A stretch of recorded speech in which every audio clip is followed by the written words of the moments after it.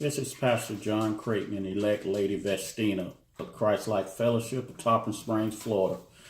Thank you for joining us for another segment of Get Your House in Order. Another opportunity to help get things straight, get you prepared for when life happens, because it happens to all of us. So we do thank you for joining us, and hopefully we leave you with some good information to help you better prepare for when life happens. So, Miss Vestina, you want to add to that? Yeah, I just want to remind you, if you're just joining us for the first time, welcome. And if you've watched some of our videos in the past, thank you for coming back. And what we want to say is that this is actually number 5 or 6 or 5, I think. Number 5, I think. This is installment 5 or session 5, topic 5 for Get Your House in Order. Please go back and look at our other videos, and you'll see at the end we'll have the videos where you can click on it and go back and watch the other ones, and then also visit our website, which you'll see at the bottom across here, christlikefellowship.com. We're also in podcast. And then also check out our video series, Enjoy the Fruit of Your Marriage. So got a couple of goodies out there for you guys, but we're going to jump right into this topic for tonight. And it is talking about preparing if you have children, no children, or pets, because they all need to be left with somebody when you're no longer Yes. here. So I don't know how they can make you responsible even if you just leave them on the doorstep, but it'd be nice for you to leave them under somebody. You gotta have a plan. You gotta have a plan. It's all about having a plan. Where there's no vision, the people perish. But like we've been saying, our supported scripture to go along with being prepared for life comes from 1 Timothy 5:8. And he says, anyone who does not provide for their relatives, their family, especially for their own household, has denied the faith and is worse than an unbeliever. So we're people of harsh. faith. Yeah. As the Bible even tells us, let us do all things decently in order. So that's part of our responsibility as parents. If you got children, you got pets, or you're married or significant or whatever, it's not to leave a burden on your family or whoever that may be a part of your life. Amen. So like you say, you want to leave a good legacy, not Absolutely. somebody wanting to dig you up and do something to you because of what you left. Amen. And we always talk about, when you say you love your family, love is it's a 4-letter word, but love is action. And that's what this whole series is about, is because we've got to stop, like I said, I've said in the past, I think in a couple of a previous video, maybe, or maybe it was just one of our conversations, whereas we got to stop doing ministry and start being ministry. And that's about showing love for one another. And you definitely want to start with loving, who's in your household with you. Oftentimes when you're in the ministry, it's pretty easy to stand in the pulpit and, tell everybody, show love and just be all overflowing, but then your house is in shambles. And that's one of the things that we're taking it to a more practical standpoint, because it's easy to, quote scriptures and really impress people with your biblical knowledge. But when it comes down to it, is that you need to learn how to put those things in action. Okay. That the Bible is a great read. Don't get me wrong. I don't know, King James Version, that's a little difficult, but you got some other versions in there that it makes for a good read. But really what it's about is about learning how to live this life now. And so that's what we're attempting to do, to kind of break these things down so that we can all have the abundant life here. And then, if we're the short livers, we want to be able to leave a legacy for our family, a legacy of love. That's it. And like you said, the Bible said we're not to just be hearers of the word. We got to learn to be doers. So it's not enough just to be in church every Sunday, hearing the word every Sunday. We got to apply the word to our life to better our families, better for our children and their children. As you say, talking about establishing a legacy. Yes. So on the first thing we talked about, if you have children, you need to have a conversation with your children, especially if you got extenuating medical circumstances, things that just linger. But then there are things you just don't know about. But have a conversation about your medical and your last wishes if something just unexpected do happen, an accident, just freaking. You just never know. And determine which one of your children are mature enough to determine when yeah, mature enough to have this discussion. And if you have multiple children, decide which one would deliver the information back to their sibling. It may not always be the oldest child. It should be the most responsible child. Be open to listen and be prepared to compromise. Absolutely. So, and the thing is, and one of the things he said, talk to your children about your medical. It's more about your medical care. Okay.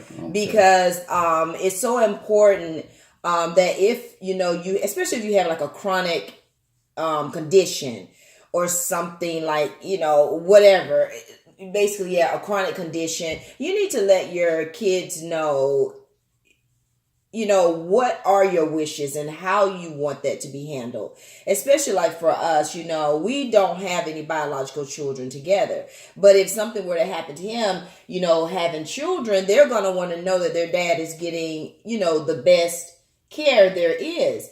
But a lot of times, because they don't live with us, there needs to be a conversation that if I had to make a decision, they need to understand that it wasn't a decision by Vestina alone. Right. It was what their dad wanted. Because a lot of times people, there can be a lot of hurt feelings and misunderstandings because it's like, well, why did she make that decision about my dad or whatever?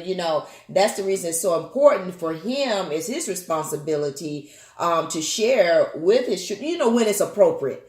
And that's when you've got to determine when it's appropriate, who it needs to be shared with. And then also, however many kids you have, like we said, you got to determine who is the most responsible child. And then have that, difficult conversation with them that these are things that are my wishes. Even if, you don't specifically get down to the nitty gritty, let them know that you have it written down. There needs to be some conversation, especially like in our circumstance, because we don't have, biological children together, that I never had a part like in raising the kids. They were older when I came along. So if you're the one in the relationship that has children from a previous relationship, it's your responsibility to communicate that to them. If you have some type of chronic condition where if there's some decisions that you've discussed with your spouse that need to be made when that time comes, they need to know that the other person, like myself, didn't just make that decision on my own. If that makes sense. I know it's absolutely. And once again, the Bible tells us good understanding gives favor. So like you say, to minimize, it's already going to be a stressful situation, but you want to minimize misunderstanding and hurt feelings, and that people are just doing things on their own. So communication is very key to success of anything. Absolutely. So the next thing we want to deal with, if there's no children involved, say identify a person on your side and your spouse's side of the family to handle your affairs. So no matter what stage of life you're in, what your situation is, somebody should be aware of your situation and be aware of your final wishes if something happens. So your business not just left open in, and then the state come in, they get involved. If there's some stuff that needs to be divided up, then it go into probate, and then it just gonna be a mess. Absolutely. Yeah. So this is just to keep some sanity through this trying times and some clarity, and once again minimize frustration. So and also with pets, make arrangements for your pets.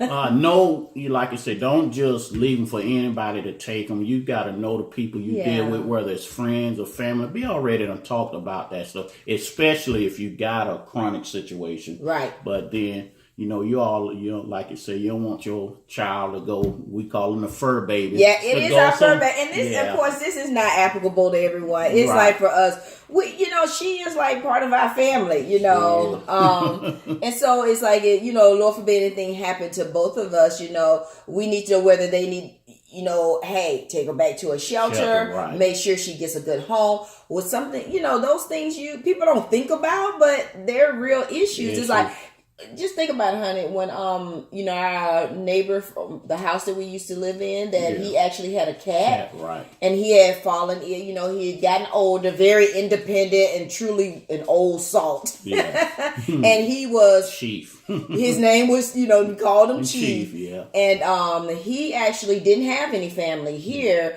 and he had, I guess. Some people don't like the word stepchildren, but the reality of it was those were his wife's children when they got married. But they lived in New York or something? Yeah, they lived up north. State, yeah, so he was here by himself, and he was very much a loner. And so it was just him and his cat. But for whatever reason, y'all, my husband, I tell y'all, him and his old people. I swear this man picks up old people everywhere he goes. It's a blessing or whatever, but people just glom onto him, when they're in their weakest moments or whatever. They call him, they call John. And it's like, and he was our neighbor, and he just took to us. Yeah. And everything. He came over every day to bring treats for our fur baby, to chit chat with John, and to bring us newspapers that he stole from other people. But he also had a neighbor that lived on the other side of him. So when he got ill and he wasn't able to return home, his neighbor next to him actually took his cat. Right. So, yes, those of us who are animal lovers, please keep that in mind, that you've got to make arrangements for your fur babies too. Right. So, if you one of them good people to actually take care of your pet, have the name of a shelter they could go to. Yes. A relative. And another thing is, even though we don't have it in here, the name of the vet that they went to. Oh, if you need to honey, that's good. That's a good one. Their medical background, if there's some things that needs to go on with them. So that's important information. That's good. A relative name, contact number, and a friend's name and a contact number. So everybody's involved and aware of what happened. And like, once again, that things can move forward as smooth as they can. As smooth as they can, exactly. So, just trying to keep everybody informed, in the loop, and, dot the I's and cross the T's, so if something happened, you won't lose too much time. Everybody kind of know when I take the handoff, kind of like a relay team. Yeah. So, all right. And, we talked about earlier, you mentioned legacy, and that's something else we talked about in here in our little 6x6 booklet that you can pick up on our website. That's across the screen here. It says, create a legacy for your family. An excuse is an extremely effective weapon of the enemy. Excuses such as, I don't have enough money. I'm too old. I'm too young. My family doesn't do things like that, etc. It can go on and on and on. But it is never too late to create a legacy for your family. Equipping your family with proper information, practical tools, and resources to help them manage during a crisis and to carry on after your passing is one of the best inheritance you can leave. Absolutely. That is so... guys, I can't stress it enough. It's like there are some people who are not in a position to leave money. And it's not all about money. Right. But what you can do is just make sure you leave your family, if you have situations that you have, make sure you leave some instructions, some information, something to help them deal with that after you've gone on, because that stuff doesn't go away. It doesn't go away. Someone has to deal with it. Even if it's like, I don't have no money, I don't know, whatever the case may be, you need to have a conversation with someone in your family that you can trust, that if anything were to happen to you, they know how to handle and settle your affairs. Because the one thing you don't want to leave is just leave it out there. That's right. So that's one of the things that everyone can do. Absolutely. Don't let the excuses hold you back from leaving your family in a better position. Absolutely. Amen. Excuse is easy to do, but it takes an effort to be responsible. Absolutely. And now that we've never done it. Nobody ever taught you. Well, if you're listening to this video, you're not ignorant anymore. That's right. Now you're accountable for what you know. Now you're accountable for what you know. And it doesn't take a whole lot. Just put make one step, just set some time aside and just make it your business to say, you know what, I'm going to set my house in order. I'm going to do this for my family. That's you know, right. you may not need this for years to come, but at least it would give you some peace of mind that you have some things in place. You know, and like I said, love is action. And like my wife was saying, you might not leave a nickel back here, Right. but don't leave a debt or a burden back Exactly. here also. So if you leave here breaking even, that's a blessing Absolutely. to your family, especially if you got children and other ones that don't put that on them. So that leads us right into another point, talking about not leaving a burden, debt after death. And almost everybody have that. Absolutely. So, but with our supportive scripture to deal with that comes from Habakkuk 2:2. Then the Lord replied, write down the revelation, the vision, the plan, the thoughts, Write it and down. make it plain, Make it plain. on tablet so that a herald may run with it. So when they get your last will and testament, whatever it is, it won't be no doubt about No what question. you need to do, whether it's concerning debt, health, whatever, your Whatever. pets, children. Write it down, make it plain. Make it so they plain. can, they can just go right on down and they'll be like, I sure thank Dad, I sure thank Mom, or whoever that they made this easy for us. Exactly, You know, exactly. as hard a time it was, they really made it easy for. I'm glad they had that wrote down, and they will appreciate you for that. And it's so funny, and I've mentioned it in past. It's like my dad was a wonderful example of that. Like I said, my mother passed really early on and passed suddenly. And so, you know, many years before my dad passed away. And, but that like shook him to the point where he was like, you know what? I need to get my house in order for my children. And it was like, every time I would go back home, he would like, you know, such and such is here, this is there. And I was like, okay, Daddy, I got, you know, but all the time that he kept talking about it, he just drilled it in me. So when that time did come, when we had to jump into action, my brothers and I, we knew what to do, where to go, what questions to ask or whatever. And it just kind of, it made things smoother. It didn't make it easy, but that was one less thing we had to worry about. We knew that he had set his house in order as best that he could, which he did a phenomenal job. And even with that, guys, there were still things we had to do.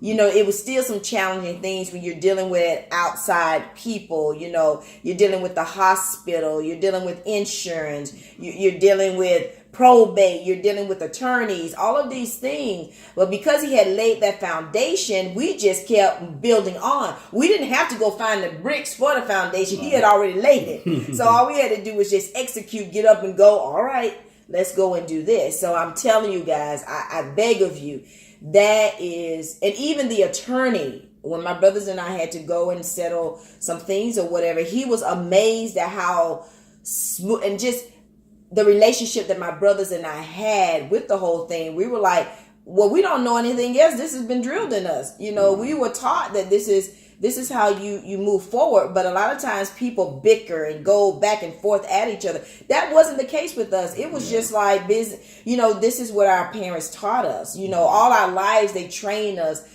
to be a certain way to handle things, even though we may not know that that's what they were doing. Right. But when the time came, they had laid the foundation so nicely that we were able to just do what we need to do in those extremely difficult times. And it's sad to say that is a rare occasion that when times, a stressful time like that family actually come together. Most often than not, it's the time they fall apart and get at each other because somebody thinks somebody gonna get 5 cents more than somebody else, and that's what it's not about. Should be bringing family together because you know, the more you lose loved one, you're going to realize that's less people in your life you got left. That's right. So you got to learn to love each other and appreciate each other while you're here, and especially in those difficult times. Let's work together to get through that.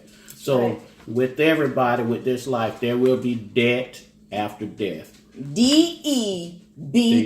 D as in dog, E, B as in boy, T as in tongue. Debt. Y'all know it. That deep hole. Why? Some debts does not die when you pass on. Okay. It is your responsibility to make provision for your family to settle your debts with your creditors. Knowingly leaving your family to manage your debt without guidance and or resources it's the opposite of love.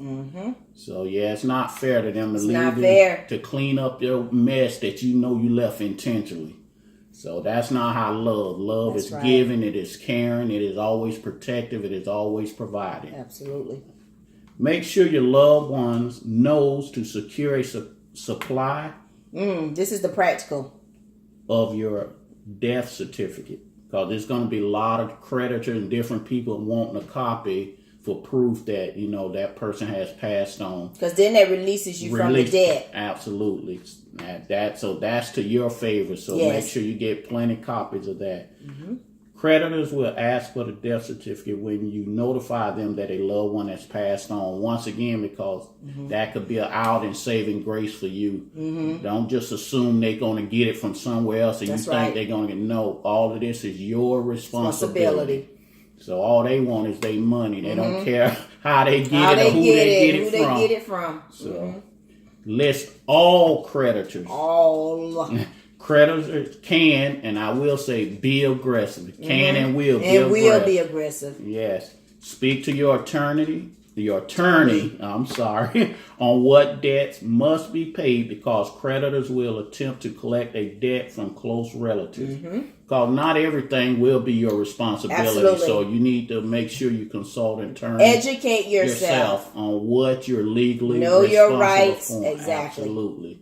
Because unfortunately, there's vultures during that time. Yes. People will take advantage They love of ignorant you. people. Yes, Yes, absolutely. they love it. And basically, ignorance is you just don't know. You just don't know. And they love that. Yep. They will get everything out of you and then some And if then they some. can. Absolutely. So the surviving spouse should know their rights and responsibility. Not just spouse, but the family members. I like to say not everybody, that would be applicable. Not everybody will be married, but make sure you know who's ever involved. You already know if somebody chose you to be the responsible party. Know your rights going into that situation. Absolutely. So mainly, you definitely need to have an attorney on your side. You need to consult with before you make any decision or make any promises to anybody. Absolutely. So, once again, we'll list all of the creditors, the account numbers, and phone numbers. Yes. And take that with you to the attorney and know who you need to contact and always have guidance. Don't try to settle nothing on your own. Because they will eat you alive. They do that for a living. Absolutely. And this might be a once-in-a-lifetime thing you got to deal with. That's right. So you don't want it costing you or your family any more than it has to. That's right. So we thank you. Yes. That was nice, and we hope we have given you some valuable information, food to chew on. Absolutely. Nuggets to think about to prepare you for when life happens. And guys, just go ahead. Start somewhere. Just start writing things down. Don't wait.